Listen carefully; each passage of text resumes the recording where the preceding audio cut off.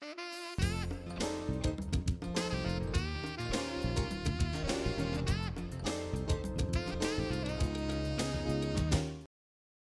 and welcome to another edition of For the Record. I'm Sean Murphy. Today, it's a show that we have not done here, at least in a very, very long time, and it's well overdue, the London-Waterford SpeedBowl. For race fans, or even if you're not, you will become a fan after the show. Friend of mine for many years from radio and now TV. He is the general manager of the London-Waterford SpeedBowl.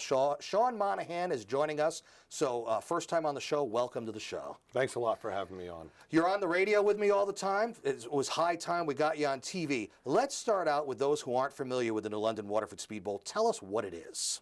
Yeah, basically it's a NASCAR sanctioned third mile paved oval. It opened up in 1951. Wow. And it's been a staple of southeastern Connecticut for, obviously I was born in '78 actually, so from the moment I was 3-4 years old, I've been going out there, and we've got our own group of kids that have grown up out there and basically have become drivers themselves. So as the world turns, the track remains, and we're so fortunate to have it right in our backyard. It's just one of the best. If you haven't had an opportunity to be at a local circle track, I call it soap opera for guys. Tempers flare, a lot of hard work. These are second families. There's a lot that goes in to having a successful racing team. And if you get to know one driver in particular and you show up on a regular basis, you have somebody to cheer for, you could definitely get hooked. And they're all local guys that are driving, right? And a lot of just, probably about 4 or 5 times a year we'll have a touring division come in where a lot of big names from all over New England will come in. But if you show up there on a regular Thursday or Saturday night, most of your drivers are from Connecticut or Rhode Island, and these guys, they've got some passion. And it's generally the same guys week after week running for a championship. A lot of fun. It's a family entertainment atmosphere. Now, do these guys, these racers, do they have aspirations to move on to bigger and better things? Is that possible for them? Oh yeah, absolutely. Yeah. Some of us hit reality. Some of it is beyond. It's truthful. There are drivers at the racetrack, undoubtedly, that have the capabilities, in my opinion, and I think a lot of other people would agree, that could race on a Sunday afternoon on television. It's all about whether or not you could get that break. A lot of times it comes down to the dollar. Yeah. You've got to have talent, and you've got to have connections. They say it's who you know. It's very important to know somebody. In all businesses, Absolutely, and have a few dollars to go with it. Yeah, a lot, I guess, when you really go, the higher you go, huh? Absolutely. Now, you use the word us. Does that mean at some point you were a race driver as well? Oh yeah, Tell me about that. It's a passion I'll always have. It's in your blood, isn't it? Oh yeah, even as a general manager. I mean, my son is 6 years old, and we've got him into they call like quarter midget style race cars. Are those at the SpeedBowl as well? We don't have them down at the SpeedBowl. Okay. We have those at Thompson and at Stafford. We've done shows at Thompson's. Oh, I've yeah. done a show at Thompson. Yeah, so that's little great. T. It's just great to have. It's all about having the youth be involved in what's happening in auto racing, because if they're not attached now, where will our sport be, in 10, 15 years? It's like a little league or youth soccer. That's where you have to start if you're going to play big time or be involved or have the sport continue. And same thing with racing, right? Absolutely. One of our sponsors that we have, not only for the New London-Waterford SpeedBowl, but for NASCAR, is Wheelin' Engineering, who happens to be right in our backyard, Chester, Connecticut. And it's important to have those type of people, support local short track racing. And I tied that into that question that you had asked on who has possibly made it on or has aspirations to make it on. And Dave Garbo happens to be somebody who's driving a Wheelin' race car, and I believe he's in the Xfinity division or what used to, dog? Yeah, really close. Yeah. What used to be called like the Bush North and Bush South series. So just below the top level. Yeah, and they've got that Wheelin' car housed right here in Connecticut, and they're traveling around and doing it. So, can you get that break? Absolutely. But the competition level, as far as I'm concerned, as a race car driver, as a general manager, if your car is competitive and you could battle for that win, it really doesn't matter if you're doing it on a television or right at your local home track. So what were you racing when you were racing?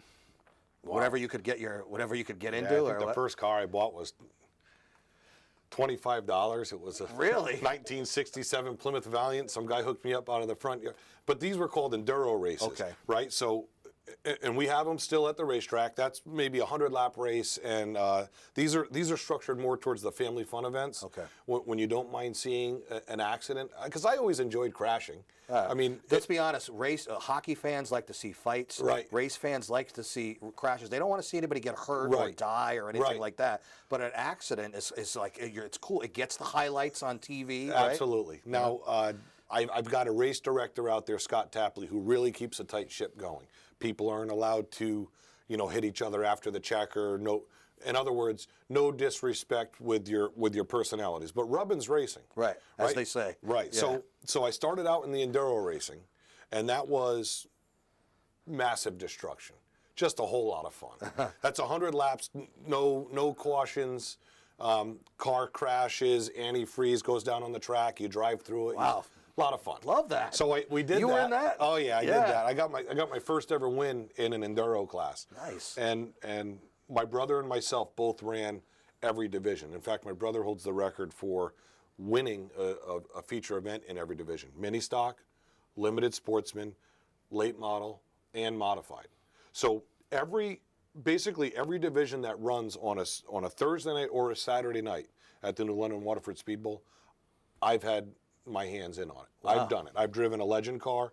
I've driven American race truck, or they call them Mr. Rooter race trucks now. But everyone has their own feel. Some have thinner tires. Some have locked rear ends. That's a whole nother show on how the car handles. But I've been there. I felt it. I've enjoyed it. And Well, then it makes sense then that you should work your way to be the general manager of said SpeedBowl, just like a player becomes a coach in some other sport. It makes sense. You have to have somebody in the business who has had his hands on the steering wheel. Or did you put any time in pit crews at all? absolutely. In Yeah. fact, Rob Janovic, who's battling in the modified championship right now, and he's a past champion, he was the first race car that I ever worked on. And I wasn't even old enough to drive at the time. I was getting rides to the race shop and stuff. I had a blast. We had probably 2 or 3 years that I worked on his car. And then, like a lot of good crew members, like a lot of crew members who become old enough to drive or finally have that opportunity to drive, they branch off from working on a car and actually race themselves. Ah, okay. And so when you were racing, then you had a team supporting you then, right? That's like a second family. Yeah. And if you were to go through the pit area and ask these guys what it's like during the week for them, the wives put up with what the husbands are doing. Some who don't have their girlfriends quite yet are just living in the race shop. But everybody has their regular families and they get together. Even if you have a good night at the track, you'll still find a reason to spend 3 or 4 nights in the shop with the group of guys. You're living it. You're living it. And absolutely. It is, like you said, it is your family. Now, you mentioned something about the enduros. Aside from competitive racing, the London-Waterford SpeedBowl has a lot of events that are family fun events that aren't necessarily racing. You talked about the enduros, but also things, one of my favorite things is Demolition Derby. Oh, yeah. And there are lots of other things that aren't necessarily part of a weekly circuit, right? Sure. Now, we have, on Sundays, we had 4 family fun events. We have another one coming up on September 6th. And what makes those fun, like you said, Demolition Derby, the enduro race.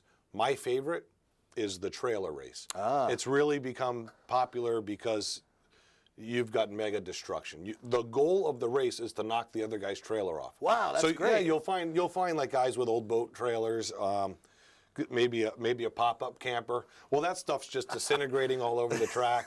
It's just the guys get hung up on the other guy's trailer. Oh, that's great. How many are on a track at a time? Well, they range. I mean, I've seen them with 15, 20 setups on there. Even on the short track? Yeah. Oh yeah. Wow. And I remember last year they did it when they had one about Halloween time. The guy, I don't know, he must have found every rotten pumpkin he could have found in town and put it in the back of his trailer. They go into the corner and guys are sliding. So it's dirty then. Oh huh? yeah. So not only do we have something like that coming up on the 6th, great. the that same day we have monster trucks. Oh, wow. And we're okay. going to have So they'll be in the infield then. Oh yeah. Yeah. Well, I don't want to have them too close to the track because Yeah. those things really launch, you know. So right down off the pavement, we'll have them crush some cars, and we're also going to have, because it is called the Back to School Bash, we'll have The school bus races, I've seen that Oh, yeah. before. I've only saw like 2 at a time on a track though, so they just kind of went around and there wasn't a lot of action there. You know, we've got our work cut out for us as far as giving people their money's worth. And I was talking with the new track owner, Bruce Beamer, about what we can do to go above and beyond. And we've got a line on a few buses. Nice. So And they're going to get you. The idea is to get them wrecked too. the right? idea is to destroy it. Yeah, we're going to put Back a cool. to school? I don't think so. Oh, right, exactly. We're gonna have a blast with that one. I've got my mind set on getting a few, maybe some schools or police departments, fire departments. I want to have a theme to it, and I'm just trying to narrow that down. But I'd like to get some cool paint jobs on these buses and make it better than it ever has been. How good of a relationship you have with the Waterford Police Department there too? Because they're heavily involved. Yeah, too. well, you know, I've had my sign company for 15 years. Critical signs. Yeah, Yep. and I've been lettering the police cars for a long time. Before I opened a sign company and before I managed a racetrack, I even met the police officers when I shouldn't have. I got to know a lot of these guys. They're a great group of people. They come out and they give us the service, good quality service every time the gates open at the track. We have a very good relationship, and there's been a few other local police departments who've said they wanted to have like grudge matches and things like that. And you know, I expect through good promotions that we're going to see events that I haven't had time to put together yet. Like I want to have a night, even for a local short track, like a Saturday night race, where I could let all officers from all over Connecticut, Rhode Island. Have they expressed an interest in wanting to be involved? Yeah, in that? absolutely. But wouldn't it be great to just pay back those people? Like, you know, we give a great military discount every week. The local heroes of the community, right? Absolutely. Right. Corrections officers, I want to get them into the track. Firefighters, that type of deal. I mean, when we had our meeting at the town of Waterford before we opened up, because the relationship between the racetrack and the town of Waterford had been a little shaky in years past.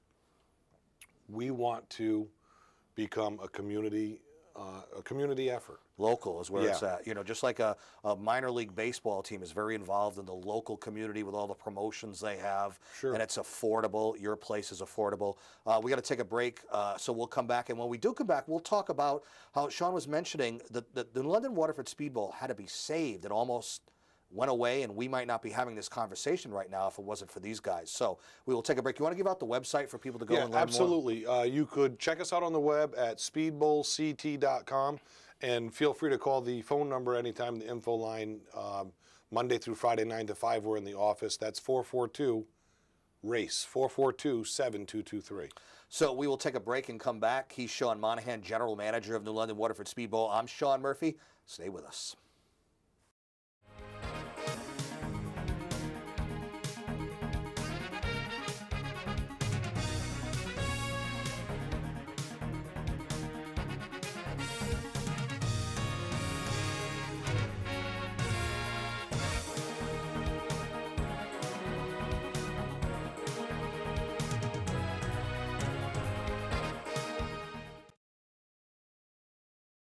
Welcome back to For the Record. I'm Sean Murphy. Sean Monahan is the general manager for the New London-Waterford SpeedBowl, located in Waterford, Connecticut. Lots of people come from all over Rhode Island, Massachusetts, and the other side of Connecticut. And it's just a good family fun event. It almost didn't continue, unfortunately, because there was a chance that the SpeedBowl was going to go away, and you saved it basically. Yeah, it was a lot of hard work. It was a long winter. It was a very stressful day for me. I think it was at the beginning of October of last year. You had your own business to run at the time, too. So not only did I have my own business, but in the previous management, I had a financial investment. Oh. I had a financial investment that really didn't pull enough money at the foreclosure sale to cover my end. So I was looking at a major financial loss. And not only was I looking at a loss, the guy behind me, the last lien holder, he was looking at a complete financial loss. So because of that, the foreclosure sale was held up in court all winter long. the lien holder behind me was stalling the sale, rightfully so, because he was out of his money.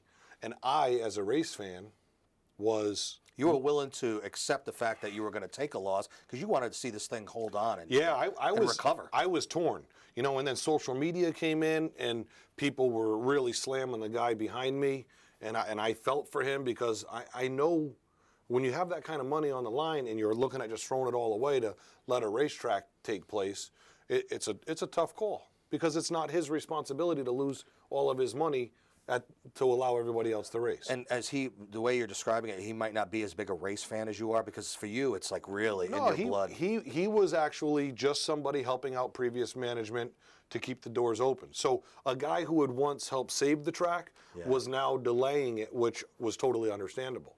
I understood. A lot of people didn't know the fine details. Where I came in on this whole deal was, I don't know, it's in God's timing or whatever you want to call it, but I was the only lien holder involved in the case that did not have a lawyer. I was self-represented. Wow. And because I was self-represented, I was able to talk, argue, whatever it may be, with the other lawyers, and I could go back and I could talk with the other lien holders. Right, you weren't lawyered up, so to speak, so you could kind of speak freely. It's kind of dangerous because, it's extremely dangerous. You know. But when the client said absolutely not, I went to the lawyer and said, talk to your client. And when the client said, go ahead, I went to the lawyer and said, what are you doing? He's ready. So we got some of the guys on the front end. You cut through it. Oh, yeah, we cut through it. And not only am I a race fan, and I consider myself to be a good businessman because I have had my own sign business now for that 15 years. The owner of the racetrack, when the sale did go through, not only did he see that I could potentially run a racetrack, but who else could be, who else deserved that pat on the back more than I did for the hard work that went through? Because honestly, if I weren't self-represented and I wasn't able to go back and forth between everybody and really a lot of sleepless nights over the winter time, the racetrack would have never even opened back up. Lawyers wouldn't have let this happen because of their own, they're trained a certain way. This would have never gone down. I learned a lot over the winter time, and why certain things take place and certain lawyers slow certain things up. It's about the dollar. It's a scary world. You almost threw your hands up too. I mean, it kind of got close, didn't it? Oh yeah. I mean, I have a good marriage, and that was strained heavily. I mean, my wife is like, "What are you doing?" She put up with a lot. And I'm trying to lock in regular sign jobs and act. People don't know the struggles that I'm going through with the racetrack because everything was kind of on the down low. Nobody knew all winter long. Even when the cars showed up on opening day, we were lacking some cars, and it was because people weren't sure if the track was even going to open. But we pulled it off. So in a nutshell and in layman's terms, how did it all come together for you? Just a lot of things had to happen at the right time, right place? Yeah, I remember I was out in Hartford pulling a sign permit. I was in the town hall, and somebody started blowing my phone up with, "Hey, this guy's going to be manager. This guy's going to be running the racetrack." So I called up Bruce Beamer, and I said, "Am I going to do this job?" Because it was at that point where it was tearing me apart. If I'm going to do this job, we're going to let the people know because too much time has gone by. And he says, "Yeah, and the sure." season was coming up too, yeah, right? yeah. Well, I think we were still in maybe March, early March or so, late February. There was still time, but he says, "Yeah, go ahead. If you don't know, Bruce, yeah, kind of nonchalant about it. Yeah, you got the job." So I called up a local media guy and I said, "Throw this article out. Let's get people aware of what's happening." Now, did you have to, once the go-ahead finally went, March or so, did you have to scramble to sort of get things ready? I know you had to put the word out, but you had to do work. It was out of control. I mean, if anything, at the very least, sweep the track. We went in there, the concessions were an absolute mess. We put all new countertops in, we bought a lot of new equipment. Outside of that, we needed to make press releases and let people know when we were going to be racing. You got to imagine, every other racetrack in New England had already come out with their racing schedule. So I was trying to be proactive about how could I capitalize on this racing schedule this year. We opened up about a month later than we usually do. That was just for this year, though. Yeah, well, you know, it really wasn't a bad idea. Okay. People, once we opened up, people were like, wow, that break was I needed it. right. And maybe we will. I'm not really sure yet. Bruce and I have some things to discuss. But usually we end in the racing season ends in the first weekend in October. This year it ends in September. But I've decided and it usually ends with a 2-day event. We're ending it with just a Saturday night program. I have too many other people to go up against at the end of September and beginning of October. By other people, you mean other? Thompson Speedway, Okay. Stafford Speedway, Lee, New Hampshire, Now, Loudon. you have we mentioned off the air, you have a good relationship with the local speedways in the area, right? Absolutely, yeah. I went and had meetings at the beginning of the season with Josh Veneta, who is the general manager of Thompson. I talk regularly with Mark Arute at Stafford.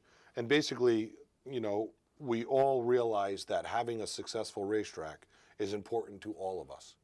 If Waterford were to disappear, you would just have people getting out of the sport. Some would go and race other tracks, but some would hang up the towel. There was one track that did go away. Was it the old Riverside track? Did that go away? Yeah, that's a tough one because that was owned by the park, and then when they sold out to Six Flags, They wanted nothing to do with it. right. But it's amazing because these guys still, after all these years, they get together annually and have a party. Old Riverside drivers, and a lot of them didn't branch off to New London-Waterford, Stafford, Thompson. A lot of them hung up the towel. Ah. And we didn't want to see that happen to the racing community. So they've all been good to us, and I've been really good to them. How important is NASCAR affiliation, even at the local level that we're talking about, a short track in a local community?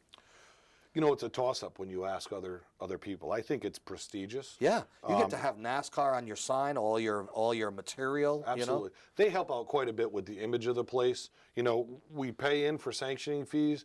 They give back in, you know, they have driver point funds. They supply us with a lot of print media ads and regular banners, posters. They're a good group of people to lean on. You know, this is my year one. So if I've got someone who's been doing this their entire lives, and I could call them up and get opinions, and it's been good. NASCAR's been a very good partnership.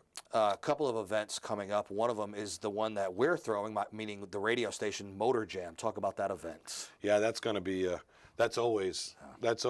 Very one, proud of that event. Yeah, that fills the grandstands up good. Now, not only have some of the coolest cars on display, and you could talk a little bit about that, but we've got the vintage midgets and some antique race cars coming back to race. One of the things that I'm really proud of that I know is going to catch on big is that King of the Hill event, which is the local, anybody that's got a registered street car and a helmet can come out and race. And we're doing eliminations. Basically, 2 cars start at the start-finish line, do a countdown, the guy down there waves the green flag, and they race around. Hopefully they don't wreck their car or their mom's car. That's or one time you don't want to have a wreck to happen. Yeah, right? absolutely. But you know, if you YouTube that, like drag racing, oval track drag racing with street cars, you'll see a couple good wrecks along the way. And another thing I know you're happy about, we also have a lot of celebrity cars there, Batmobile and Ghostbusters car. You're happy that I can announce that the General Lee will be there. Oh this yeah, year. absolutely. And I don't know if it'll have the Confederate flag on the hood. Yeah, but I think they took that off anyway. Everybody knows the General Lee. I mean, my son was struggling with at 6 years old that they took the show off the air. Oh yeah, man, it drives him nuts. But it's just good old show, and it's good to have that car there. Now, do you want to have some breaking news here? You've decided on a big event at the end of your season. Is that yeah? Well, so instead of ending in the first week of October, we're deciding to kick it back a few weeks into September. But we've got a killer event coming in at October. I think it's the 23rd, 24th, the 2-day show. We've got Granite State Pro Stocks. They haven't been to the track. I don't want to. I don't know, 60% of statistics are made up on the spot. So they probably haven't been at the track in 8 years or so. We've got Tri-Track Touring Modifieds coming back in, a 5,000 to win SK Modified race. We're running our Sportsmans and our mini stocks. So to let the cat out of the bag, it was a little strategic planning because everybody else, when I say everybody else, Thompson, Stafford, all New England racing, has basically called it quits for the year. and we come back in for one big show. Nice. We're calling it the Big Show, presented by Beamer's Propane, the track owner, and biggest payouts in anywhere in New England. You're just going to have to come down and check it out. So that show plus Motor Jam that we talked about, all these events are on the website. You can see a listing, a calendar on there. And as we wrap up the show, you race fans are some of the most loyal fans in the business, aren't Yeah, they? I mean, and just as a general overview, we have racing every Thursday night. We have 100-foot drags every Friday night. And check out our Saturday night schedule, all at speedbowlct.com, or call us up at 442-RACE. But we're just so glad to have the racetrack alive, and I'm really glad you brought me on the show. This was a great show. We learned a lot. Hopefully you'll get down to it. The London-Waterford SpeedBowl, it's at Route 85 in Waterford. Sean Monahan, the general manager, thank you for saving the SpeedBowl, and thanks for having us be a part of it. We appreciate it. So Thank you thanks so for much. being on. That's our show for today. You can see this one and many others on our YouTube site. Until next time, I'm Sean Murphy. This is For the Record. Take care.